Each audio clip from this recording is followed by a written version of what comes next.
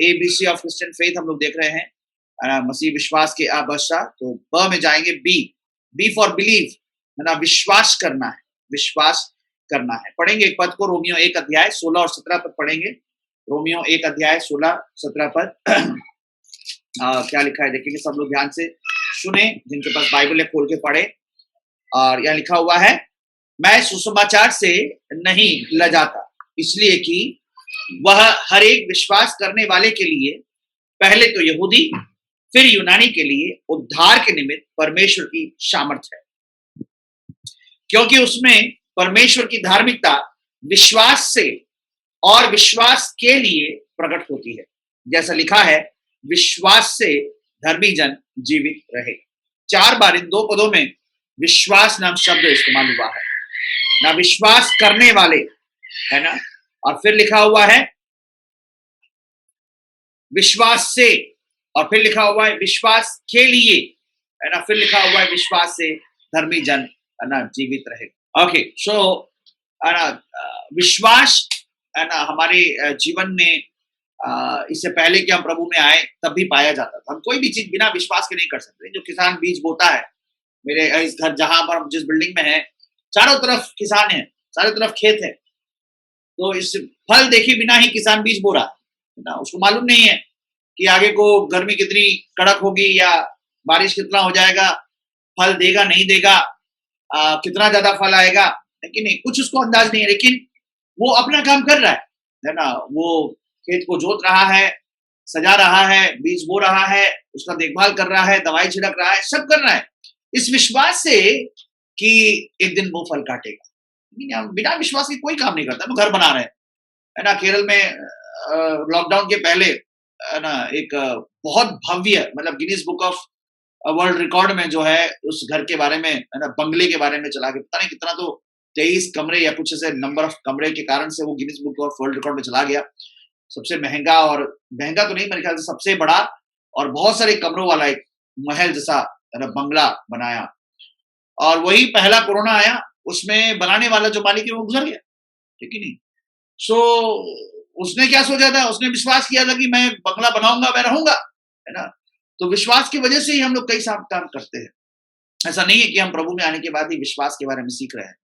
हवाई जहाज में जाने वाला व्यक्ति विश्वास करता है कि ये हवा में मैं उड़ूंगा, है ना, और पायलट जो है सही से उड़ाएगा, हम अच्छा से उड़ान भरेंगे, अच्छे से लैंड करेंगे, है ना।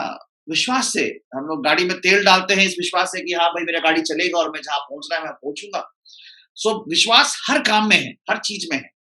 हम नहीं कह सकते कि एक पास्टर का विश्वास ज्यादा है, विश्वासी का विश्वास कम है, नहीं बोल सकते, क्योंकि कोरोना ने मुझे ये बात को भी सिखाया है कि नहीं, जिसके पास काफी धन था, है ना, मैं समझता हूँ, मैं अपने आप को देखूं, ऐसा नहीं कह सकता कि मेरे पास तंगी नहीं आए, लेकिन मुझे तंगी की आदत है। हर एक पास्टर लोग हो, सेवक लोग हो, उनको तंगी की आदत है, घटी कमी की आदत है कि नहीं, कि है नहीं है, हम लोग तभी जी लेते हैं, चल जाता है, क्योंकि मालूम है कि हमको कमी में रहना है ना। लेकिन अचानक से जो लाखों की सैलरी में रहता है, जो लोन में गाड़ी खरीदा है, लोन में जमीन खरीदा है, लोन में बिल्डिंग खरीदा है, फ्लैट खरीदा है ना, लोन में जी रहा है, और साथ ही साथ जिसको हर दिन, है ना, दूध पीने की आदत है, जिसको हर दिन होटल में खाने की आदत है, जिसको हर दिन पार्टी करने की आदत है, हर दिन, है ना, नशा और क्या बोल, घूम फिरना, शॉपिंग करने की आदत है, उन लोग सबके साथ क्या बीता होगा ना। काफी लोग डिप्रेस हो रहे थे, है ना, काफी लोग अपने घरों को छोड़ के भाग रहे थे, काफी लोग इतने परेशान हो रहे थे कि, है ना, क्या हो जाएगा, क्या होगा, कैसे होगा, है ना। और मैं समझने लगा कि प्रभु, हम लोग जितना भी चिंता नहीं करते, मतलब विश्वासी लोग जब हमसे बोलते पास्टर जी ऐसा ऐसा हो रहा है, पास्टर जी ऐसा ऐसा हो रहा है, तो हमको डर लग रहा था प्रभु कि लेने के देने ना पड़ जाए, मतलब हम भी किसी पर, है ना, इंतजार कर रहे हैं कोई हमें देगा, तो अब जिस पर इंतजार कर रहे हैं वही हमसे ऐसा बोल रहा है, तो पता लग रहा है कि वो हमसे ना मांग ले, है ना। ऐसी हालत आ गई थी। तो तब मुझे वचन में आया कि, है ना, सबको, है ना, विश्वास का जो परीक्षा है, सबको एक समान सामना करना पड़ता है, लेकिन नहीं। तो इसलिए जिसके पास बहुत पैसा है उसको विश्वास की ज्यादा जरूरत नहीं पड़ती है, या जिसको पैसा नहीं है वो विश्वास में ही जीता है ना। मेरे ख्याल से विश्वास हर जगह, हर किसी के जीवन में अपना रोल अदा करता है। तो इसलिए हमें विश्वास करने की जरूरत है ना। यहाँ पर लिखा है, वचन में बहुत साफ साफ लिखा है, विश्वास करने वाले के लिए प्रभु का सुसमाचार क्या है? सामर्थ का वजह है कि नहीं? सो अगर आप विश्वासी नहीं है तो सुसमाचार पाकर आप सामर्थवान नहीं है कि नहीं? लेकिन सुसमाचार का सामर्थ अगर आपको चाहिए तो आपको विश्वास करने वाला होना चाहिए, प्रभु की बातों पर विश्वास कर। किन बातों पर विश्वास करना है? मैं WOD SON एंड KOG है ना। WOD है वर्ड ऑफ गॉड है ना, SON है सन ऑफ गॉड, KOG है किंगडम ऑफ गॉड। ये तीन पर बात करूंगा। सबसे पहला WOD वर्ड ऑफ गॉड है ना, परमेश्वर के वचन पर हमें विश्वास करनी है ना। कई बार लोग बोलते हैं ना कि बाइबल में क्या ऐसी विशेषता है ना। बहुत अच्छा प्रश्न मैं जब क्लास लेने के बाद जवानों ने पूछा था, बहुत अच्छा लगा। वचन में पूछा कि बाइबल है ना कैसे बनाया गया, कैसे, मतलब ये क्या परमेश्वर ने लिखा है बाइबल को है ना? आप क्या सोचते हैं है ना कि परमेश्वर ने बाइबल को लिखा और फिर सिनाई पर्वत पर मूसा के हाथ में दे दिया है ना? नहीं, हम लोग को ये बात समझना जरूरी है। 40 लेखकों के द्वारा 1500 से 1600 सालों के अंतराल में है ना, जरूरी नहीं है कि इन्होंने आपस में एक दूसरे को देखा हो, अपने अपने समय, अपने अपने पृष्ठभूमि और अपने अपने हालातों में और परिवेश में होकर है ना इन पुस्तकों को लिखा है। और कई लोग के लिए ये उनकी जीवनी है, कई लोग के लिए परमेश्वर से प्राप्त भविष्यवाणियां हैं, कई लोग के लिए है ना एक जिम्मेदारी थी कि राजा के महल में बैठे तो उनको लिखना था है ना। और मेरे ख्याल से मैं जब एस्तर की पुस्तक पढ़ता हूँ तो वो शायद जरूर मोर्देकाई ने लिखा होगा, क्योंकि मोर्देकाई है ना राजा के राजमहल में है ना शास्त्री था, लिखता था, मतलब सारा है ना बही खाता या फिर जो भी अकाउंट होता है महल के अंदर जो भी बातें होती है उसका मिनट्स लिखने वाला आदमी था है ना। तो इस तरह से परमेश्वर ने करीबन 40 लेखकों का इस्तेमाल किया है ना, जिन्होंने बाइबल के हर एक पुस्तकों को अपने अपने समय, अपने अपने पृष्ठभूमि, अपने अपने इतिहास के अपने अपने समय और कायदों में बैठकर लिखा। और लेकिन जो वचन है ना बाइबल के वचन की प्रति की ये परमेश्वर का वचन ही कहता है, उसको हम लोग दूसरा तीमुथियुस 3 अध्याय 16-17 पद में पढ़ते हैं। जल्दी से पढ़ेंगे हम लोग दूसरा तीमुथियुस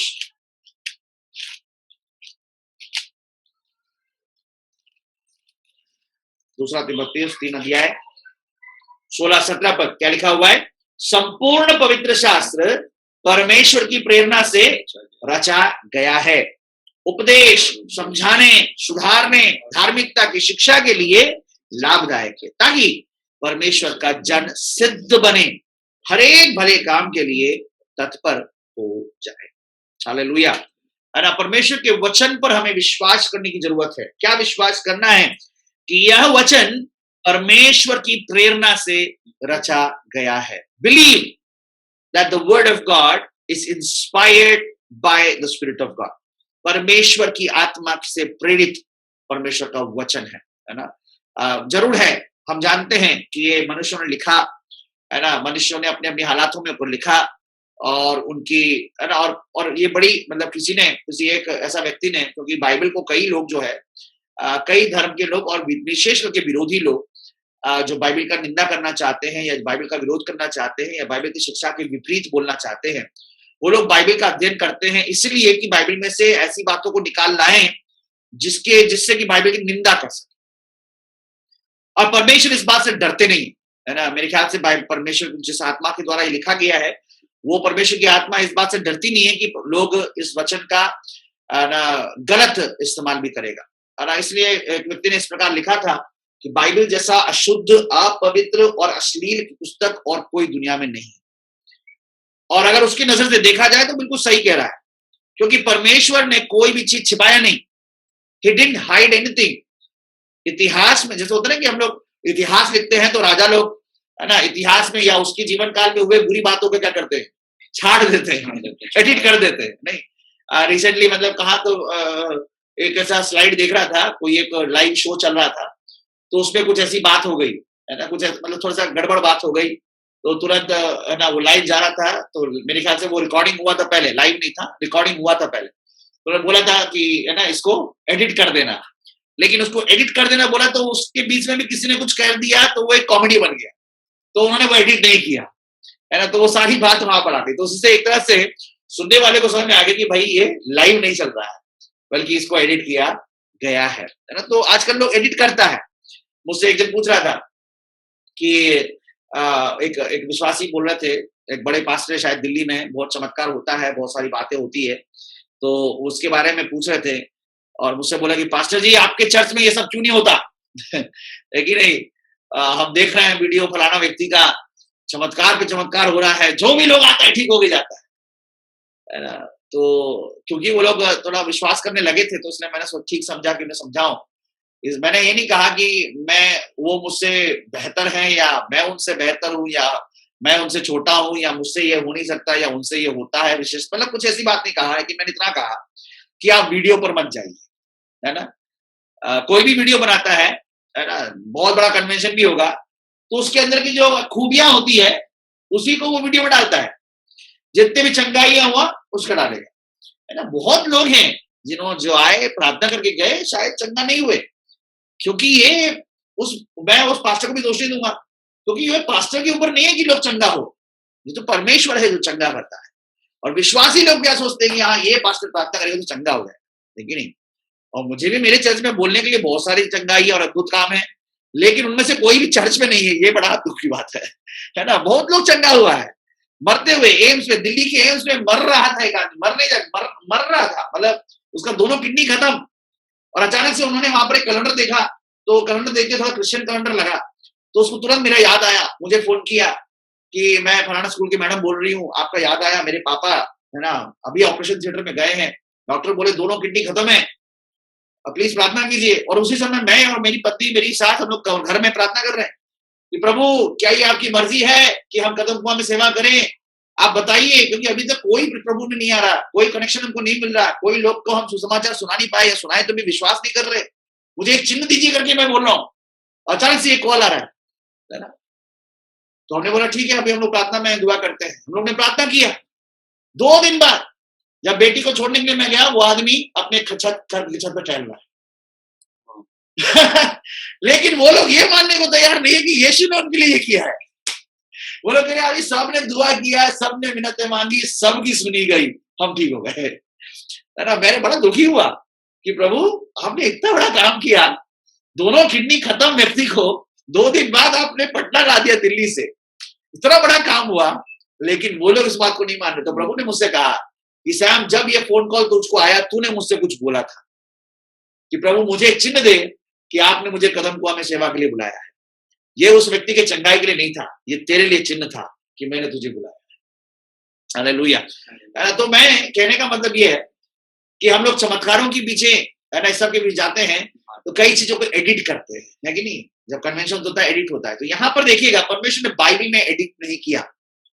गंदी गंदी बातें जैसे कैसे, है ना, नंगे थे, आदम हव्वा नंगे थे, चाहिए तो वहां पर, है ना, कुछ और तरीका अपना सकते थे कि नंगा शब्द नहीं, भैया पवित्र बाइबल है तो इसमें नंगा शब्द नहीं लाएंगे।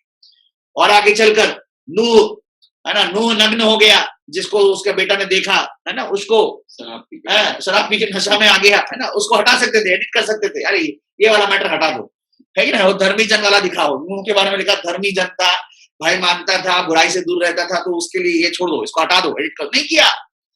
लूत की कहानी में, लूत और उसकी बेटियों के साथ रिश्ते के बारे में हटा सकते थे परमेश्वर आराम से, उसको मिटाना कोई किसी को कोई पूछता? कोई नहीं पूछता, नहीं हटाया, वो वहीं पर है ना? अब्राहम और, है ना, मतलब क्या बोल सकते हैं, अब्राहम के जीवन से जो अपराध हुए, है ना, जहां पर उसने पत्नी को, है ना, बहन बोला, तो सोचिए बहन ही नहीं बोला, बल्कि, है ना, अपनी पत्नी को फिरौन की पत्नी होने के लिए, और उसके बाद सोना चांदी लेकर रफू चक्कर हो रहा था। नहीं, मतलब दहेज नहीं, मतलब होता कि बेच दिया, सोना चांदी लेकर चुपचाप निकल रहा था, इतना डर गया था कि वो चुपचाप वहां निकल रहा था कि चलो सोना चांदी मिल गया, उसके बदले जान बची लाखों पाए बोल के निकल रहा था वहां से। तो ये भी, है ना, विश्वासियों का पिता ऐसा काम कर रहा है, इसको हटा दो, है ना? नहीं, एडिट नहीं किया प्रभु ने, है ना? दाऊद, है ना, दाऊद बेतशेबा, एडिट नहीं किया। तो ये वो आदमी के बारे में बोल रहा हूँ, वो आदमी जिसने बाइबल को अश्लील पुस्तक साबित करने के लिए जो पॉइंट निकाले, उसी में से बोल रहा हूँ मैं आपको कि ये सारे पॉइंट निकाल कर उसने साबित करने की कोशिश की कि बाइबल कितना अशुद्ध और गंदा है। लेकिन वास्तव में बाइबल, है ना, परमेश्वर की तो स्टोरी है, परमेश्वर कैसे मानवता के साथ व्यवहार किया, और साथ ही साथ मनुष्य ने परमेश्वर के उस अच्छे व्यवहार का क्या सिला परमेश्वर को दिया, इसका भी प्रमाण है। तो इसलिए परमेश्वर ने बाइबल को जैसा सब कुछ हुआ वैसा हमारे लिए रखा है, ताकि हमारे लिए वो जीता जागता उदाहरण बने। और यही परमेश्वर के वचन की पवित्रता और सच्चाई और खराई का प्रमाण है ना, कि परमेश्वर ने कोई चीज छिपाया नहीं, परमेश्वर ने कोई चीज एडिट नहीं किया, जैसा था वैसा ही हमारे सामने पेश किया, ताकि हम समझे कि परमेश्वर पक्षपात नहीं करता, परमेश्वर अपनी नजरों से कोई चीज छिपाता नहीं, मतलब परमेश्वर सब कुछ जानता और सब कुछ देखता और सबका न्याय करने वाला परमेश्वर। भले ही दाऊद कितना प्रिय था, है ना, जरूर परमेश्वर ने उसको माफ किया, लेकिन उसके किए गए गलती का दुष्परिणाम यीशु मसीह के क्रूस तक, है ना, जारी रहा, और आज हम तक भी जारी है। प्रभु ने कहा मेरे कारण तुम सताए जाओ, है ना, और ये सताहट का वजह वहीं से शुरू हो गया, दाऊद के सिंहासन से, दाऊद की वजह से तलवार जो अन्याय में चला वो आज तक, है ना, कलीसिया के ऊपर भी चल रहा है, लेकिन अन्याय के हम लोग भी शिकार हो जाते हैं। तो इसलिए, है ना, कोई भी चीज परमेश्वर ने इसलिए नहीं छिपाया, क्योंकि परमेश्वर ये बताना चाहता है कि परमेश्वर की नजर से कुछ बात छिपा नहीं जा सकता। सो बिलीव कि परमेश्वर का वचन बाइबल परमेश्वर के प्रेरणा से रचा गया है। और फिर क्या कहा गया है? उपदेश, समझाने और सुधारने और धार्मिकता की शिक्षा के लिए लाभदायक है, दिस प्रॉफिटेबल, है ना। बाइबल पढ़ना, बाइबल मनन करना, बाइबल का अध्ययन, बाइबल को याद करना, बाइबल का उच्चारण करना, है ना, बाइबल को पालन करना, ये क्या है? हमारे लिए लाभदायक है। It is going to benefit it, है ना, ये हमारे बेनिफिट के लिए। आपको मालूम है का, कोई भी इलेक्ट्रॉनिक आइटम खरीदे उसके साथ एक मैनुअल मिलता है ना। और इससे पहले कि हम उस इलेक्ट्रॉनिक आइटम को देखें, है ना, मेरे को भी किसी ने गिफ्ट किया ईयरबड, है ना, कान में लगने वाला ब्लूटूथ का ईयरबड, लेकिन मैं तो लगा के तुरंत इस्तेमाल करने लगा। बहुत दिन से मैं सोच रहा हूँ कि कुछ इसका फंक्शन मेरे को समझ नहीं आ रहा है, तो मुझे मैनुअल देखना है। वो डब्बा में घर पे रखा हूँ, जाकर मुझे देखना पड़ेगा, क्योंकि उसके कुछ फंक्शन मुझे मालूम नहीं है, और उसके लिए मैं किससे पूछता फिर, तो मुझे उसका मैनुअल देखना हो। उसी प्रकार हम और आपको जो प्रभु ने, परमेश्वर ने सृजा, हमारे लिए बाइबल एक मैनुअल है। और जब हम इसका अनुसरण करते हैं, जब इसको पढ़ते हैं, जब इस बाइबल के साथ अकेले में समय बिताते हैं, हम क्या कर रहे हैं? हम लाभदायक काम कर रहे हैं। वी आर प्रॉफिटिंग आवरसेल्व्स, हम अपने आप के लिए लाभ इकट्ठा कर रहे हैं, है कि नहीं? और इसलिए परमेश्वर चाहता है कि हम और आप विश्वास करें परमेश्वर के वचन को। ये परमेश्वर का जीवित वचन है। और क्या लिखा हुआ है 17 पद में?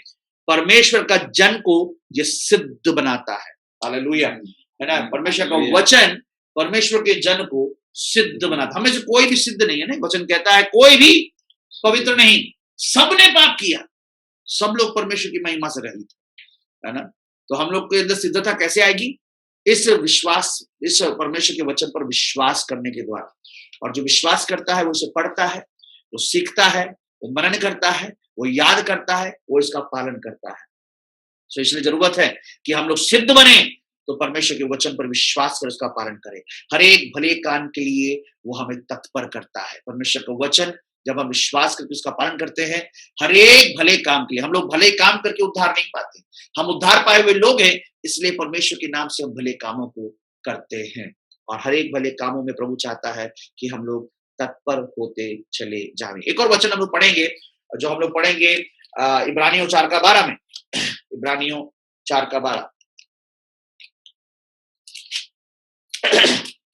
वहां पर भी हम लोग वचन की एक विशेषता को देखते हैं, जो इस प्रकार कहता है, परमेश्वर का वचन, है ना, परमेश्वर का वचन जीवित है, प्रबल है, हर एक दो धारी तलवार से बहुत चोखा है, प्राण और आत्मा को, गांठ गांठ और गूदे गूदे को अलग करके आर पार छेदता है, मन की भावनाओं और विचारों को जांचता है। सृष्टि की कोई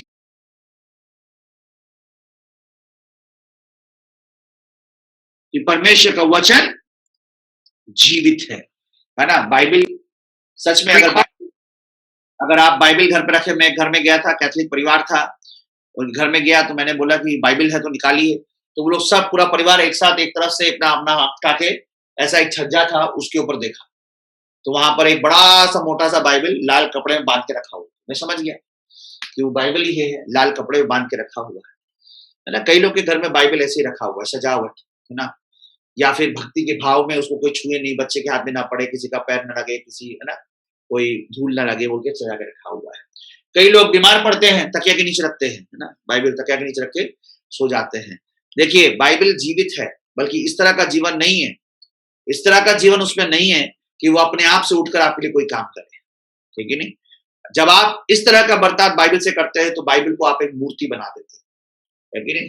जिसकी आप उपासना और करते हैं, आराधना करते हैं, जिससे कोई लाभ नहीं है, कोई लाभ नहीं है ना? ये वचन तब जीवित होता है जब आप और हम जैसे जीवित प्राणी इसे पढ़कर समझकर इसका पालन करते हैं, तभी ये वचन हम में जीवित हो जाता है। सोचकर देखिए, मैं अभी रिसेंटली एक वचन पास्टर को सुन रहा था, वो इस प्रकार कह रहे थे कि हर एक कल्चर में, हर एक समय के काल में बाइबल उपयोगी, है ना, रेलेवेंट के लिए हिंदी शब्द होगा कैसे, है ना, समय अनुसार उपयुक्त।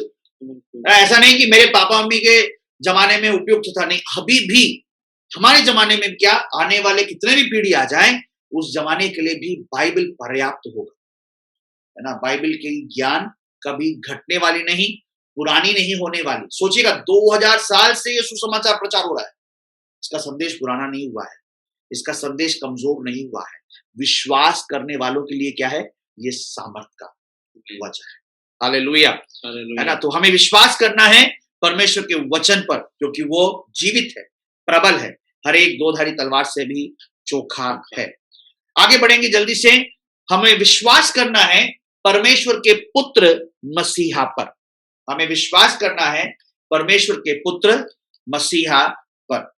आपको मालूम होगा, डाउटिंग थॉमस के बारे में बाइबल कुछ कहती है ना, शक करने वाले थोमा के बारे में। यूहन्ना अध्याय 20, है ना, वहां क्या लिखा हुआ है, अध्याय 20 के 24 पद से 12 में से एक, अर्थात थोमा जो दिदुमुस कहलाता है, जब यीशु आया तो उनके साथ ना था। जब अन्य चेले उससे कहने लगे हमने प्रभु को देखा है, तब उसने उनसे क्या कहा, जब तक मैं उसके हाथों में कीलों के छेद ना देख लूं और कीलों के छेद में अपनी उंगली ना डाल लूं और उसके पंजर में अपना हाथ ना डाल लूं तब तक मैं विश्वास नहीं करूंगा। ये खोलिए, व्हाट्सएप खोलिए, चलिए, तब तक मैं विश्वास नहीं करूंगा, ऐसा वो कहता है, ठीक है। और उसके बाद आप देखेंगे यीशु मसीह आते हैं वहां पर, है ना, अचानक से बंद कमरे के अंदर प्रकट हो जाते हैं। 28 पद में कहता है, यह सुन थोमा ने उत्तर दिया, है ना, क्योंकि प्रभु ने से कहा, क्या कहा, अविश्वासी नहीं परंतु विश्वासी बन, अविश्वासी नहीं विश्वासी बन। तब थोमा क्या कहता है, हे मेरे प्रभु, हे मेरे परमेश्वर। तब तक क्या है, हे मेरे गुरु ना, हे गुरु वहीं चलता था, लेकिन अब वो क्या बोल रहा है, हे मेरे प्रभु, हे मेरे परमेश्वर। यीशु ने उससे कहा, तूने मुझे देखा है और इसलिए विश्वास किया है। धन्य है वे जिन्होंने बिना देखे विश्वास किया है। प्रभु आपके और मेरे बारे में बात कर रहा है कि नहीं? धन्य है वे जो बिना देखे विश्वास कर। जरूर है, हम में से कई लोगों ने हो सकता है प्रभु के दर्शन देखे होंगे। मेरे पापा ने यीशु मसीह की आवाज सुनी जिसमें प्रभु ने उससे कहा, मैं यीशु हूं, मैं सत्य हूं। मेरे जीवन में बहुत समय तक मैं ये बात की लालसा करता था, प्रभु मेरे पापा ने आपकी आवाज सुनी, मुझे भी सुनना है। लेकिन जिस दिन मैंने ये वचन को पढ़ा, मेरी वो चाहत मैंने हटा दी, है ना, वो चाहत हटा दी कि प्रभु मैं विश्वास करता हूं, है ना, मैं विश्वास करता हूं कि तू है, आप जो कहते हैं आप हैं और आपके सिवा कोई दूजा नहीं है ना। और पतरस से यीशु मसीह, है ना, पतरस और अपने अन्य शिष्यों से यीशु मसीह पूछते हैं, है ना, कि क्या लोग मेरे बारे में क्या कहते हैं, लोग मेरे बारे में क्या कहते हैं, है ना। जब सबने बताया अपनी अपनी बातें, लेकिन यीशु मसीह के, है ना, चेलों ने क्या बोला, चेलों में से पतरस ने बिल्कुल झड़प कर यीशु मसीह को क्या जवाब दिया, है ना, कुछ लोग कहते हैं कि तू भविष्यवक्ता है, कुछ लोग कहते हैं, है ना, तू पुराने, है ना, गुजर गए, है ना, उन भक्तों में से एक फिर से जी उठा है, और फिर कुछ लोग कहते हैं कि तू एलिया का, है ना, एलिया की आत्मा का वो व्यक्ति, क्योंकि, है ना, वायदा किया हुआ था, भविष्यवाणी था के लिए एलिया का आत्मा वाला एक जन आएगा, है ना। तो यीशु मसीह फिर पूछते हैं, तुम क्या कहते हो, व्हाट डू यू से, है ना। तुरंत पतरस ने जवाब क्या दिया, तू परमेश्वर का पुत्र मसीहा है। हालेलुया। और उसके बाद परमेश्वर कहता है कि मैं इस चट्टान पर अपनी कलीसिया, कहने का क्या मतलब है, कैथलिक कलीसिया के लोगों ने यह सोच लिया, है ना, इस बात को, और इस बात को सफेद समझ लिया है ना कि पतरस को वहां पर कहा गया है कि पतरस पर मैं अपनी कलीसिया बनाऊं, है ना। इसलिए वो सेंट पीटर्स चर्च, है ना, उसको, है ना, वो पत्थर समझते हैं जिस पर सच्ची कलीसिया खड़ी है, जो कैथोलिक कलीसिया है। लेकिन वास्तव में प्रभु का उद्देश्य पतरस से नहीं, पतरस के कहे गए कथन से था, है ना, कि मैं इस चट्टान पर, कि वो बात एक चट्टान के ना ही मजबूत और स्थिर बात है कि यीशु परमेश्वर का पुत्र मसीहा है। परमेश्वर ने जगत से ऐसा प्रेम किया, उसने अपना एकलौता पुत्र दे दिया, ताकि जो कोई इस पर विश्वास करे वो नाश ना हो, अनंत जीवन को पाए। यीशु मसीह परमेश्वर का एकलौता पुत्र है, जो मनुष्य के पापों के लिए बलिदान होने के लिए दे दिया गया।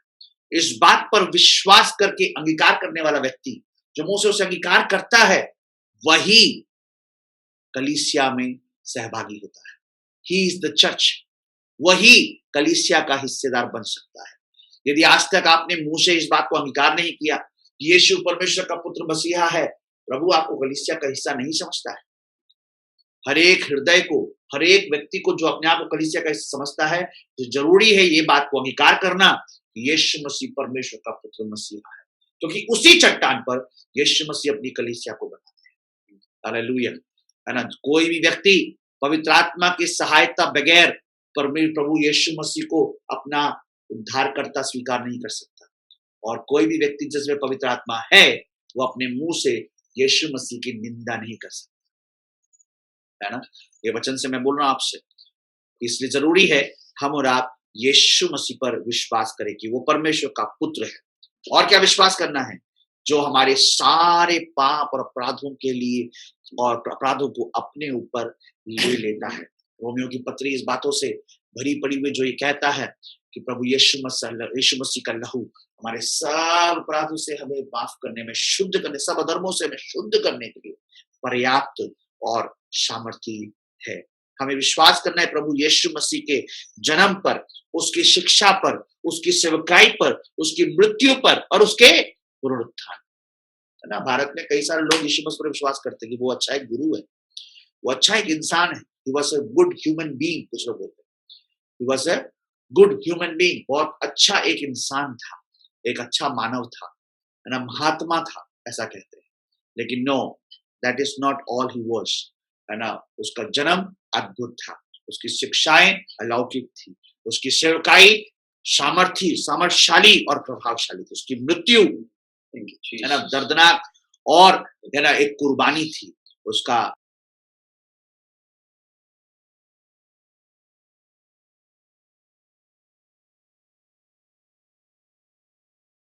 परमेश्वर के, हम विश्वास करें परमेश्वर के वचन पर कि वो परमेश्वर का जीवित वचन है। विश्वास करें परमेश्वर के पुत्र यीशु मसीह पर कि वो हमारा एकमात्र उद्धारकर्ता, परमेश्वर का पुत्र, और उसकी शिक्षा, उसके जन्म और उसके मृत्यु और पुनरुत्थान पर। तीसरी बात, हम विश्वास करें परमेश्वर के राज्य पर, किंगडम ऑफ गॉड, परमेश्वर का राज्य पर।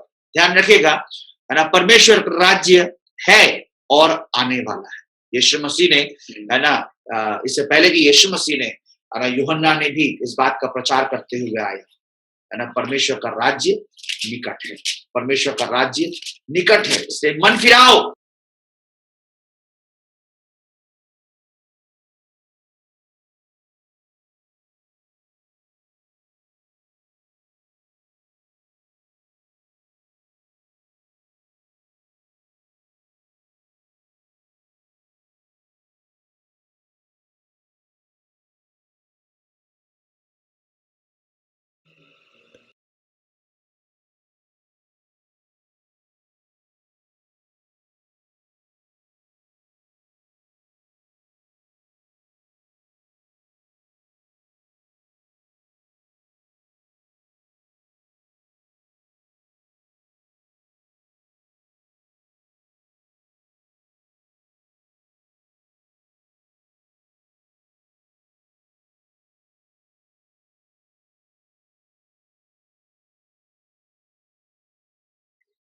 आपका म्यूट बंद है, म्यूट खोल दीजिएगा।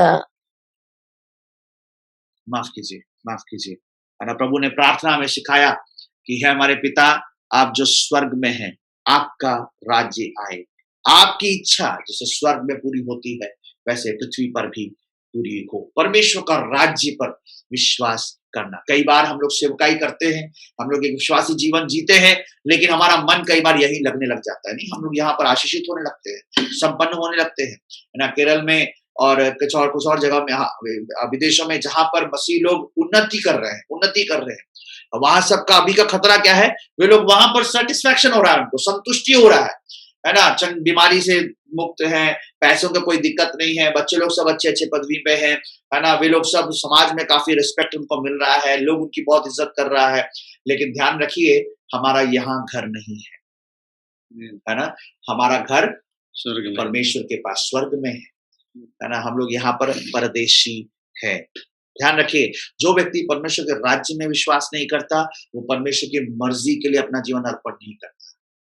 जो व्यक्ति परमेश्वर के राज्य में विश्वास नहीं करता, वो क्या करता है, वो स्वर्ग के लिए तैयारी नहीं कर सकता है ना। जो व्यक्ति, है ना, क्या लिखा हुआ है मत्ती सुसमाचार 6 अध्याय और 19 से लेकर पढ़े, अपने लिए पृथ्वी पर धन इकट्ठा ना करो जहां कीड़ा और काई बिगाड़ते हैं और जहां चोर सेंध लगाते और चुराते हैं, परंतु अपने लिए स्वर्ग में धन इकट्ठा करो जहां ना तो कीड़ा और ना काई बिगाड़ते और जहां चोर ना सेंध लगाते और ना चुराते, क्योंकि जहां तेरा धन है वहां तेरा मन भी लगा रहेगा। हालेलुया। स्वर्ग में अपना धन हम संचय करें, स्वर्ग में हम अपने मन को लगाएं।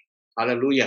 विश्वास करें परमेश्वर के राज्य पर कि वो परमेश्वर का राज्य है जो है और आने वाला है, और वो हमेशा हमेशा कायम रहेगा, हमेशा हमेशा कायम रहेगा। और यह पृथ्वी का नहीं, जिस प्रकार पिलातुस ने शक किया यीशु मसीह से, यदि तू चाहे तो मैं तुझे बचा भी सकता हूं, मार भी सकता हूं। प्रभु ने क्या कहा, मेरा साम्राज्य इस संसार का नहीं, मेरा साम्राज्य इस संसार का नहीं। तो परमेश्वर का राज्य इस संसार का नहीं है, परमेश्वर का राज्य अनंत काल का है। जहां पर परमेश्वर राज्य करता है, उसकी मर्जी होती है और उसके प्रेम से बुलाए गए सब लोग वहीं पर पाए जाए। हालेलुया। हम अपने विश्वास को जरा टटोलें। क्या हम विश्वास करते हैं प्रभु जैसा हमें करना चाहिए? क्या हम यीशु मसीह पर विश्वास करते हैं जैसा हमें विश्वास करना चाहिए? क्या हम परमेश्वर के राज्य पर अपना विश्वास बनाए रखे हैं जैसा हमें करना चाहिए? एक बार और परखें अपने आप को, प्रभु के हाथों में अपना जीवन अर्पण करें, मिलकर प्रार्थना करें।